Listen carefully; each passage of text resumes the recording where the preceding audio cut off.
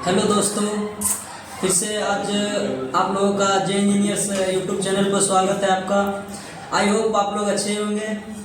तो पिछले वीडियो में मैंने बताया था कि हॉस्टल के बारे में क्या क्या खाना पीना, क्या रहना, क्या कैसा व्यवस्था है। तो उसमें उस वीडियो में एक कमेंट आया था कि वहाँ का फी स्ट्रक्चर बताए एडमिशन का और हॉस्टल का क्या कैसे है। तो आज इस वीडियो में आप लोगों को बताऊंगा कि एडमिशन में क्या क्या क्या डॉक्यूमेंट लगता है, कितना फीस लगता है, किस कैटेगरी का, और कैटेगरी वाइज आपको बताऊंगा सब कुछ। हॉस्टल का भी बताएंगे। तो चलिए शुरुआत करते हैं। तो आपको जैसे बताया जा रहा है इस वीडियो में कि कितना प्रोसेस है, क्या कैसे प्रोसेस है। आप आइएगा, जैसे कि इस बार अभी 30 तारीख को आप लोग का लॉकिंग का जो चॉइस फिलिंग का लॉकिंग का डेट है वो खत्म हो जाएगा, सीट अलॉटमेंट वाला। फिर आपका 5 तारीख से फर्स्ट राउंड का जो है प्रोविजनल सीट अलॉटमेंट 5 तारीख को हो जाएगा। तो उसके बाद आपका एडमिशन स्टार्ट होगा 6 तारीख से। 6 से 9 फर्स्ट वाले जो भी फर्स्ट मेरिट लिस्ट में निकल जाएंगे उनका 6 तारीख से एडमिशन स्टार्ट होगा। तो आप लोग आइएगा कॉलेज में। तो जिनका बढ़िया रहेंगे वो बेगूसराय में पा सकते हैं। जैसे जान रहे हैं कि अभी केमिकल बेगूसराय केमिकल ही फेमस है और सिविल भी बढ़िया होना चाहिए। तो आप लोग आइए, तो यहाँ पे आने के बाद आपको पता चलेगा। और फिर रही बात एडमिशन फी का, तो एडमिशन फी तो ज़्यादा नहीं होता है। मतलब आप रख लीजिए 2000 से आप अंदर में भी मतलब कैश लेके आ रहे हैं तो आपका यहाँ पे एडमिशन हो जाएगा। और ऐसे तो जनरल वाले का 1800 शायद लगता है एडमिशन फी। कैटेगरी वाइज पर लगता है। तो मानिए मान के चलिए 2000-2200 के बीच में आपका एडमिशन हो जाएगा। इससे नीचे होता है, उससे ऊपर नहीं जाएगा। तो राशि 2000 तक में हो जाएगा आप लोग का, चाहे किसी कैटेगरी से हो, जो भी ब्रांच हो। आप लोग जब आइएगा तो जितना डॉक्यूमेंट है आप सिर्फ 10th का लीजिएगा। अगर 10th लेवल पर भरे हैं, एलई से होंगे तो वो 12th वाला लेकर आएंगे। अगर 10th लेवल पर बेसिक तो 10th लेवल पर जाते हैं, जो 10th लेवल पर होंगे तो वो सब 10th का डॉक्यूमेंट लेकर आएंगे। ओरिजिनल हो गया, मार्कशीट और एडमिट कार्ड हो गया, और उसके बाद कास्ट सर्टिफिकेट, रेसिडेंस मतलब जातीय, आवासीय और आय, ये तीनों फिलहाल मतलब रिसेंटली होना चाहिए। उसके बाद आपको सदर अस्पताल जो मतलब अपने अपने जिला का जो होगा गवर्नमेंट हॉस्पिटल, वहाँ से आपको मेडिकल सर्टिफिकेट अपना बनवा लेना है।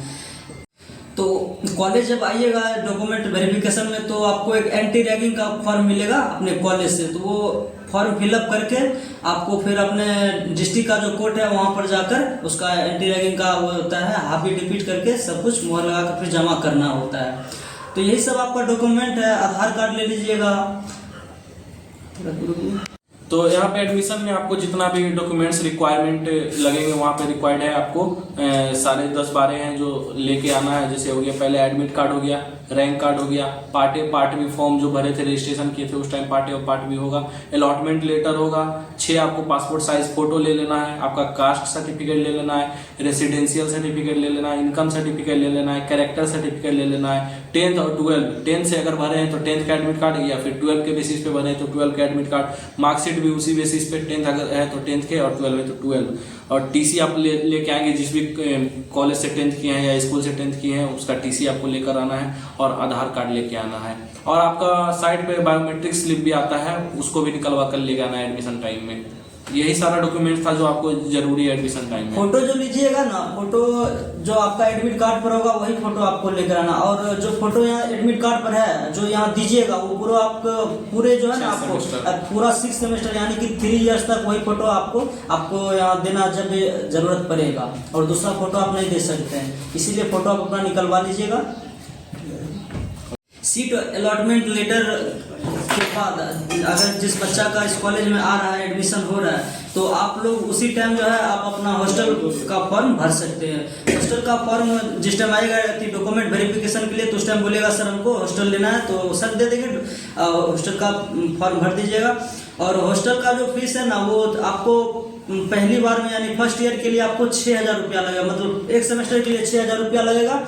उसके बाद एक सेमेस्टर 4-5 मंथ का होता है, 6000 रुपया दीजिएगा। उसके बाद फिर जब सेकंड सेमेस्टर में जाइएगा तो उस टाइम आपको 4500 ही देना पड़ेगा। वो जो 1500 रुपया होता है वो आपको जब कॉलेज छोड़ के जाएगा तब आपको मिल जाएगा। और रहा बात तो हॉस्टल चार्जेस का, तो कैसे हॉस्टल का क्या चार्ज है क्या है, तो आपको आना है सिंपली यहाँ पे। देखिए जो न्यू बच्चे हैं जो आ रहे हैं एडमिशन लेंगे इस बार, उन्हें 6011 रुपया लगेगा फर्स्ट सेमेस्टर में हॉस्टल अलॉटमेंट के लिए। उसके बाद 6000 में जो है आपका 1500 रुपया सिक्योरिटी मनी रहता है जो आपको हॉस्टल आपसे लेता है सिक्योरिटी की। आप कहीं कुछ डैमेज कर रहे हैं हॉस्टल प्रॉपर्टी को तो उससे आपका काट लिया जाएगा, इसलिए वो 1500 होता है। बाकी फिर आपको अगले सेमेस्टर से 4500 रुपीज ही लगेगा और 6 रुपया लगता है, मतलब 4506 रुपया फिर आपको अगले सेमेस्टर से लगने लगेगा। और अब मेस का चार्ज रहा, तो मेस का सरकारी जो हम लोग का मतलब जारी हुआ है चार्ज, तो वो आपका है 2667 रुपीज, 2667 रुपया है आपका खाने का चार्ज।